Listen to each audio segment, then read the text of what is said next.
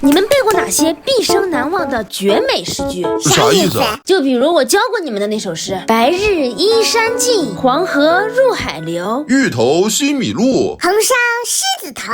别笑，这后两句可不是我教的啊，我说的是要绝美诗句，要那种意境感，懂不懂？意境感那好说呀。我饮酒来点孤灯，几人醉我的几人疯。哎呦我的妈！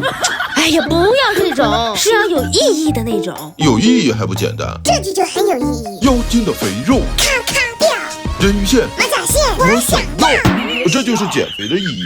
哎，你俩没事吧？我说的意义是那种有教育意义的。嗨，那你早说呀。这句不只有教育意义，同时说出来你就不会忘。哎，什么诗句啊？女人会撒娇，男人还会飘。老公，我要吃好好饭。哎呦我的妈！